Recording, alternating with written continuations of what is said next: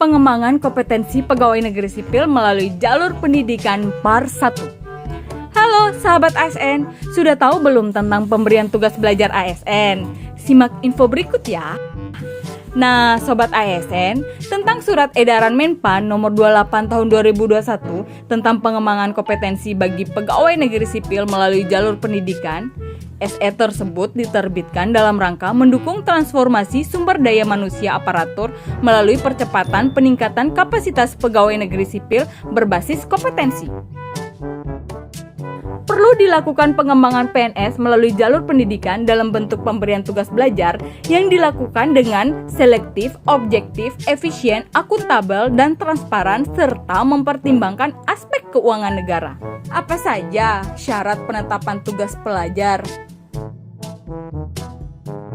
Persyaratan tugas belajar diberikan kepada PNS dengan rencana kebutuhan tugas belajar instansi.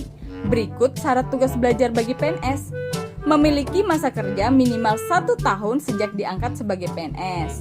Memiliki sisa masa kerja pegawai dengan mempertimbangkan masa pendidikan dan masa ikatan dinas.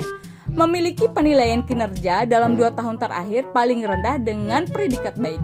Tidak sedang dalam pemeriksaan pelanggaran disiplin, menjalani pidana penjara, dan menjalani cuti di luar tanggungan negara. Tidak pernah dijatuhin hukuman disiplin paling kurang tingkat sedang dalam 1 tahun terakhir.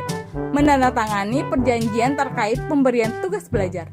Lulus seleksi yang dilaksanakan oleh instansi asal pemberi bantuan dan perguruan tinggi.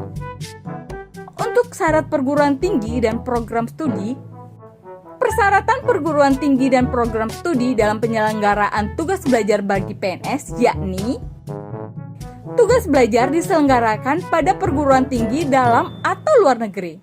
Perguruan tinggi dalam negeri terdiri atas perguruan tinggi negeri, perguruan tinggi kedinasan, dan perguruan tinggi swasta.